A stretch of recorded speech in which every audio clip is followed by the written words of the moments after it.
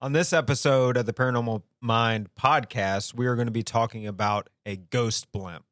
So stay tuned.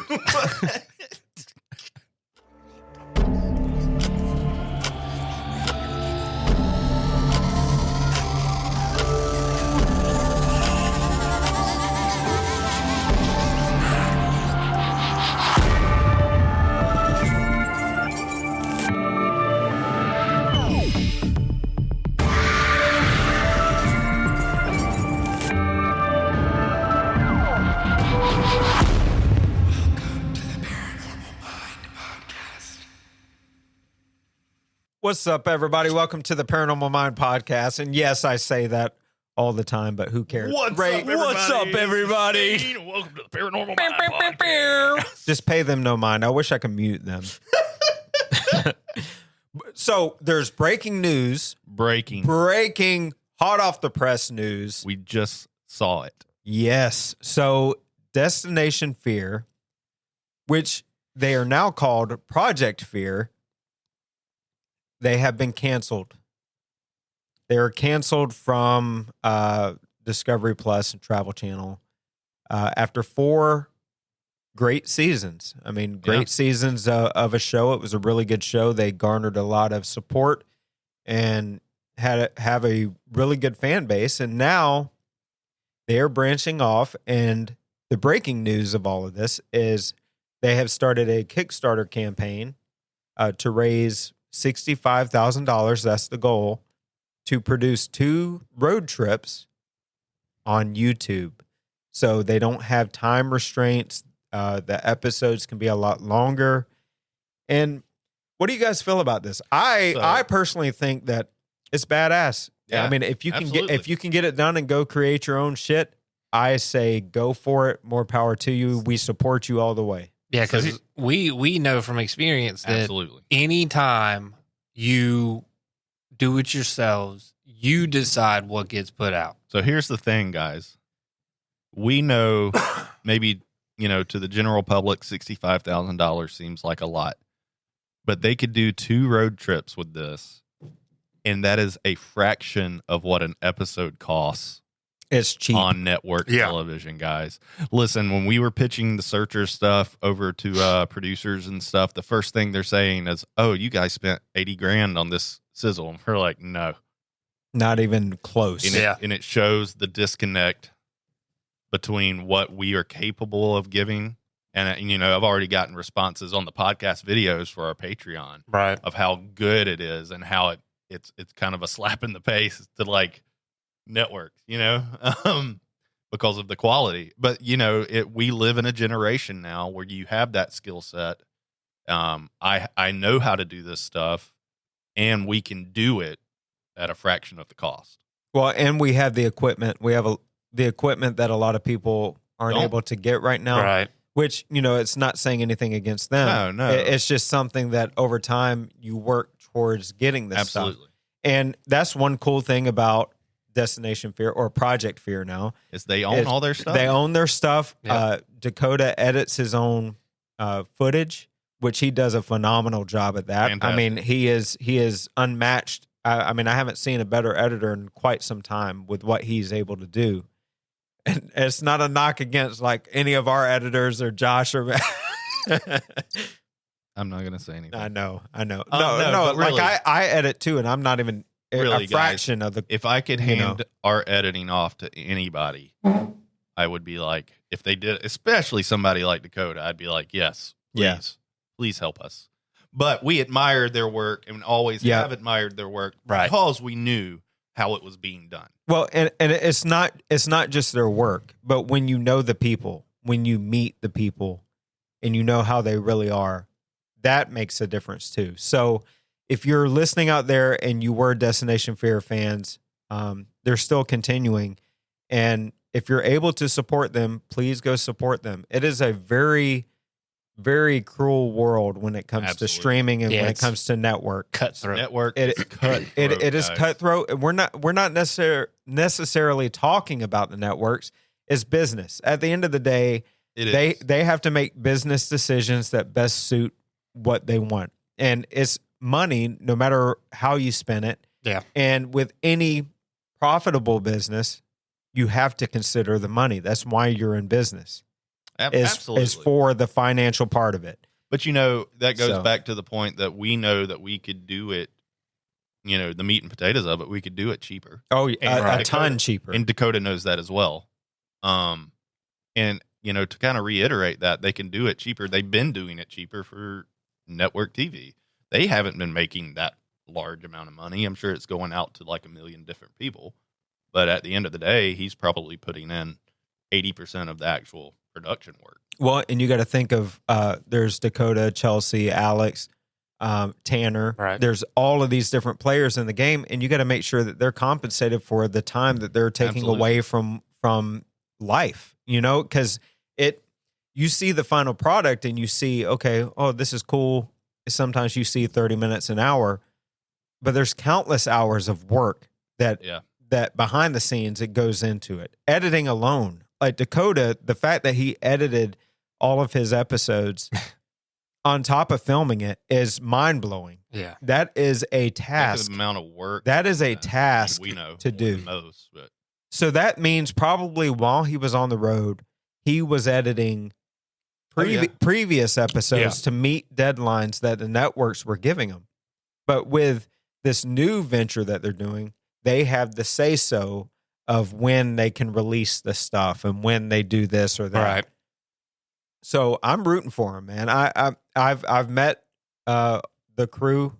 They are fantastic people. They are such genuine, down to earth people. So I'm rooting for him.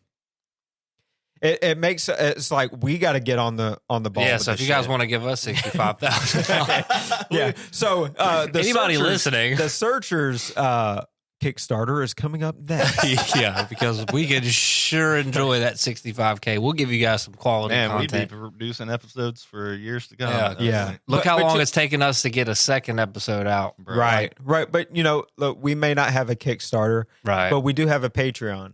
I'm here to ask today for an editor. Yeah. Somebody out there. Yeah. If there's an editor that's willing to work with us, we can try to work something out. We can work something out for cheap, for the low dollar. Right. Zero.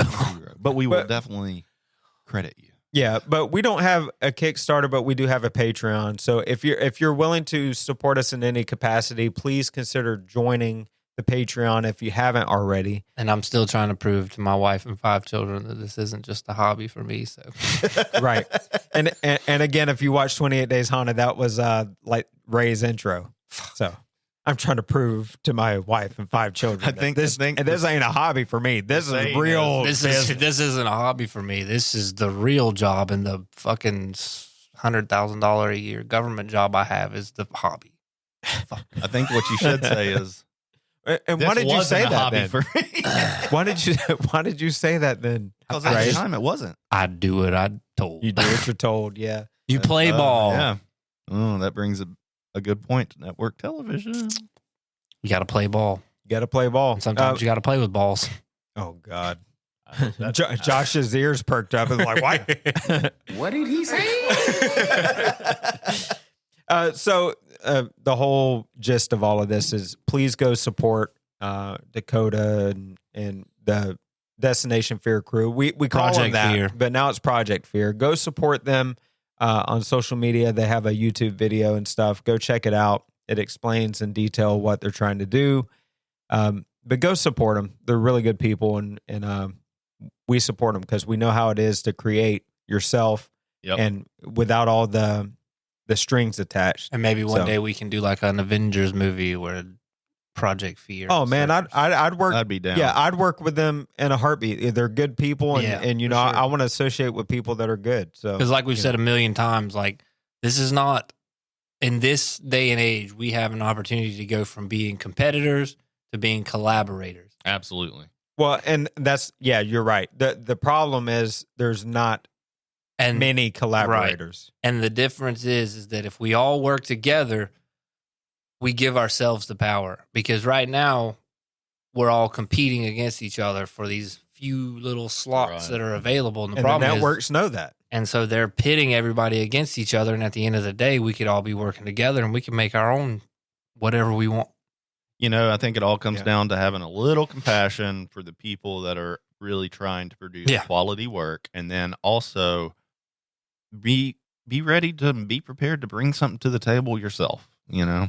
Because we all know what we go through, and we know what every other paranormal investigation team and every other TV show, and we know what they have to deal with all the time. Mm-hmm. And the fact that there is no empathy for each other, and the fact that it's so brutal and so cutthroat is why, like, we sat here and we watched the video and we're like, damn, I know exactly how he feels. Yeah, for sure. It is a brutal feeling to know that you were giving it your all, and this is something you poured your heart and soul into, and they just said, "You're done. We don't need you anymore." Well, and they don't give you a reason. They'll never give you a reason. They cut you from the fold, and that's it. That's how me, Dave, and Cindy felt with the Holzer Files. We had 2 seasons. We had countless. Like our numbers were good, and people are still asking about it. They don't want to accept the fact that it's over and done with. And people are like, look, this was a fresh take on it. You know, why was it canceled? And we're left with, well, it was a business decision. Right. Which is such a terrible response. Yeah. People don't understand how little control you have over anything. And you are just a cog in the wheel. Yeah. And at the end of the day, at any moment, you can be replaced. Yeah. Absolutely. Without question. Because, like, I mean, you, Dave, and Cindy had Holzer Files. Then they decided, okay, well, Dave and Cindy, we're going to put you on this show with KD. Mm-hmm. And then, you know, you went and did 28 Days Haunted with me and Amy. Mm-hmm. And it's like, they didn't give 2 shits about the fact that they gave Dave and Cindy a whole nother, you know, not syndicated, but a whole nother platform to be on. And they just left you in the lurch. Like, they just shit all over you. Poor Shane. Yeah. Hashtag poor Shane. Here I am. But you know what? Just waiting. I'll be here. Yeah. Somebody put Josh on a television show without me and Shane. Please, because we don't want to hear Maybe about he it can anymore. do better than we did, because we fucked up. Yeah. And so now it's Josh's turn. It's not about that, but... So, you know, 28 Days Haunted, we all interviewed together. Right. I don't want to put this all out there. I didn't get picked because I think it ultimately came down to me not being a medium. Right. They had a formula that they wanted, and we didn't fit that mold. Even though it's ironic because they should have, and they regretted this choice immensely later. I will say this. Well, and I turned out being a medium. Right. And they even said it was nice, and it was like a fresh set of whatever for us to not have that medium ship stuff right off the bat. Right. Yeah.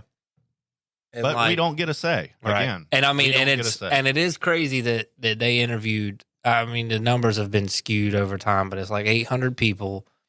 They interviewed 800 different paranormal investigators, and they only picked 8 or 9 or 8 or something like that.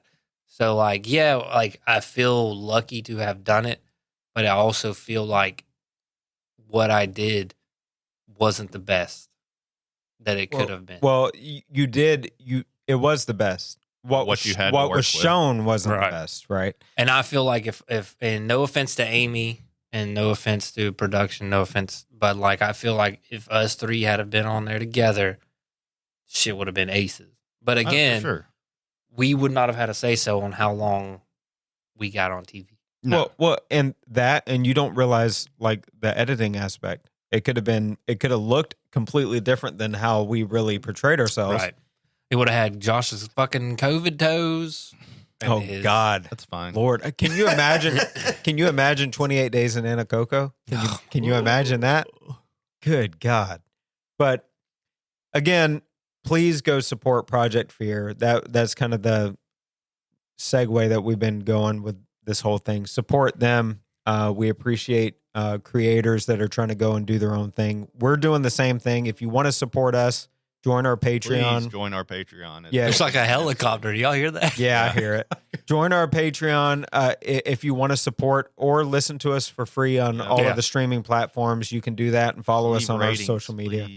Just rate the show. Yeah, that helps us too. If you can't monetarily do it, then just Watching, sharing, leave us liking, rating. Yeah, leave us a 5-star review.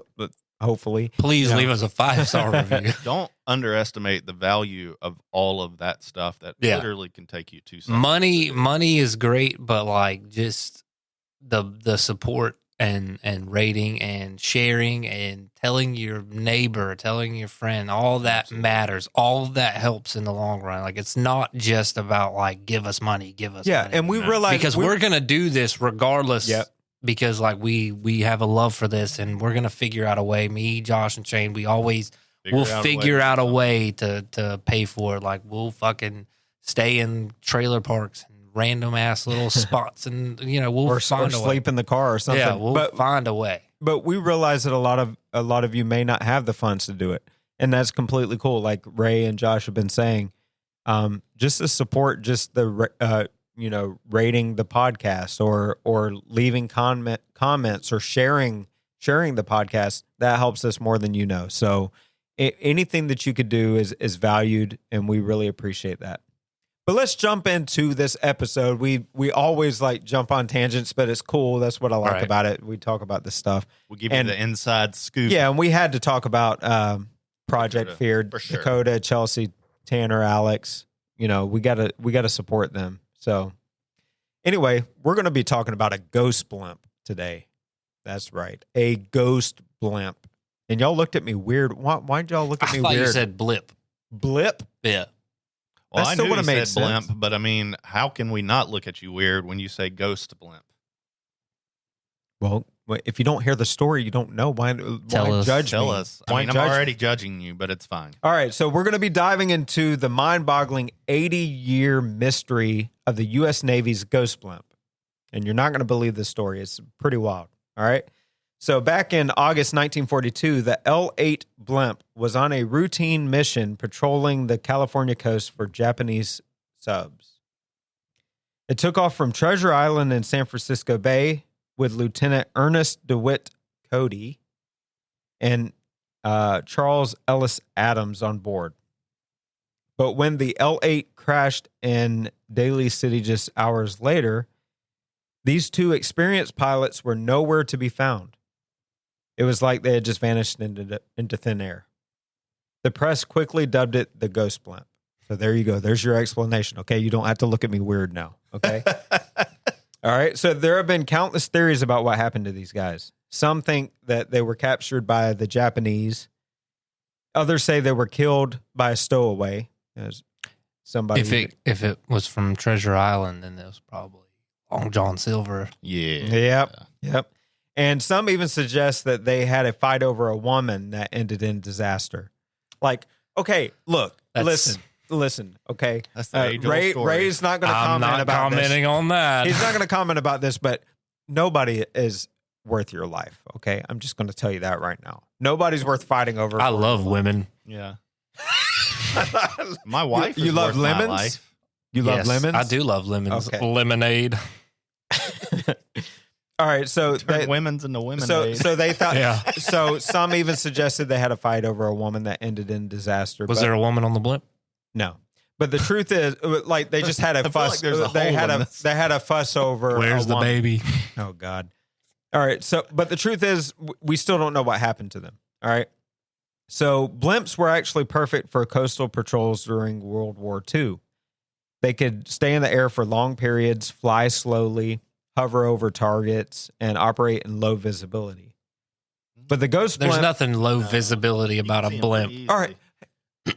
Listen, don't negate facts. He's okay? just reading the facts. Do not negate facts. We're just shooting them down. Have you ever been like, oh my God, what is that in the sky? Nope, that's a blimp. It's a blimp. 100% a blimp. It's Anyway, never not been a blimp. I'm pretty sure a couple of shots from any gun would. y'all have the Take it attention span of a gnat. Will y'all let me finish for a minute, please? Okay.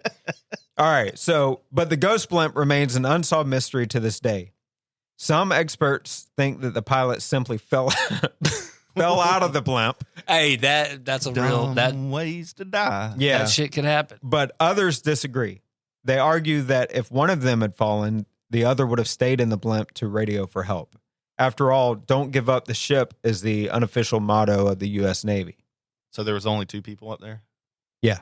Okay. So what do you think happened to the crew of the Ghost Blimp? Let's get into it. Let's get into it. Let's get into it and see if we can figure this out. Let's see if we can figure this out. Okay. All right. So you said low visibility, blah, blah, blah, blah, blimp, whatever. Okay. All right. But it depends on like the atmosphere. All right, go ahead. Press your button. You done now? All right. Just getting started. Good God. So what do y'all think? All right, let's throw out some different scenarios here. Or I threw out some scenarios. Now, what do you think could have been possible about this? Now, it's still a mystery to this day. This happened in what, 1942. They still don't know what happened. It's a over 80-year-old mystery. So, all right, I got questions. Yeah. So I'm assuming they never found Get on bodies, your phone and look up more of this stuff too, because you'll be able to probably find some things. Assuming they never found any bodies. No. How did they just, how do you even get the blimp? Like, does it just float around up there for however long they want it to? How did they retrieve it crashed. It did? Yeah. Okay. But whenever they recovered the blimp, nobody was there. Nobody was there. Well, this was also 1942, so right. So the search and rescue may not have been pretty terrible, I'm sure. Yeah, it may not have been tip top. There was something else going on in 1942. The World War. Yeah. Yeah, it was World War. What was it? 2. Yeah, the second one, the big one. Yeah, correct. I bet that they probably got into a fight and whoopsie.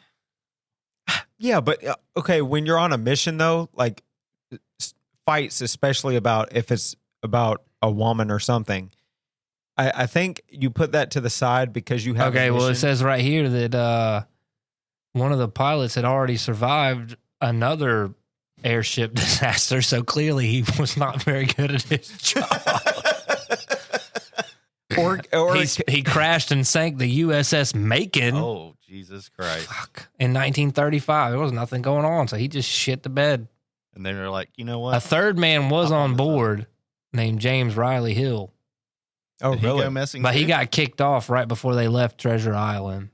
Oh, okay. So he didn't actually. Right. Because Hill believed Cody was concerned about the added weight of having a third man on the ship. And they added, how big was the ship? Like, that's the thing. Like, it was used to be a Goodyear blimp too. It just converted. What? Well, why would that? How big was the third person? I mean, good Lord, The boy was thick. Ass boy. I mean, think about that. I mean, you're worried about added weight, really? All right, here you go. Besides the 2 men, the only things missing were their life jackets. Oh. You know what? I got it. What? They're Deserters. You think they just jumped out? Yep. Bailed? Deserters. That's a good point. They could have been like, "Screw this! I don't want to do Case this." solved. You think they just said "fuck it"? Yep. Jumped out. So they went AWOL. Is that what you're saying? They went AWOL. Yep. So they're like, Correct. "Look, we're gonna take our life vests and jump the hell out of here and never be seen again ever." Yeah. All right. So apparently, when it was dropping out of the sky on the ground, hundreds of bystanders followed the deflating and increasingly misshapen craft as it drifted through the skies. One later described it as looking like a big broken wiener. Dang it, man. Yeah. Let's applause. Okay, how true? Hey, how hold on. true is that? I mean, this is eyewitness? on the Smithsonian magazine. That is awesome. Does it say broken wiener or does it say something else? It says big broken wiener. Are you with kidding me? quotation marks around it. Oh, but look at this. Look at this. As often is the case, witnesses gave contradictory statements. Some claim they saw no one on board the blimp. A woman who was on horseback riding in the area says she used binoculars to spot not 2 but 3 men. And others reported seeing the men parachuting out of Dang, dude. the blimp. I got this figured out. For real. They did desert. And that's the whole reason they didn't want the third person on there, because they didn't want him knowing. They had planned this before they left. So were they lovers to go run off with each other? I got it. That is. Oh my God. I figured out the puzzle. That's what it is, dude. They were like, no, we plan on jumping out of this thing once we leave Treasure Island. Where would they go? So here are the theories: that they were captured by the Japanese. Yeah. They had defected. Mm-hmm. They had been murdered by a stowaway. They had killed each other, like you said, over a woman. And then the final theory, they had been abducted by aliens. Always got to have that one. So you always have Aliens. Ray so we know got what Ray's excited about answer that is. one. Aliens. I don't know. Yeah, the most logical thing would be is they went AWOL. They Yeah. defected. That's Or they that's the got into a logical. fight and they both fell off at the same time, fighting with each other. Yeah, but they had life jackets on. Right. And why would the That means that you had predetermined. but the stowaway thing could be a possibility too, because the woman on horseback saw 3 men. Right. So could that be something? You know, hey, what's up? It's all good. But yeah, so that could be a possibility as well. Y'all going to talk or just look? No, yeah, absolutely. I don't know, man. I'm pretty set on the defect. I'm going with aliens. What did he say? That was the wrong one. I was trying to do the crickets. Okay, there you go. Is that better? Don't touch the soundboard. I can do what I want. Touch this. You understand? Touch it. Oh, and oh God, here's a segue.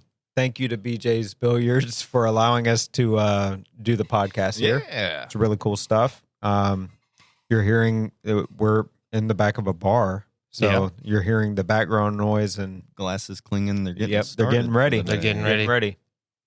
All right. Well, thank you so much for listening to this episode of the Paranormal Mind podcast. And until the next one, we will talk to y'all later. See ya. See ya.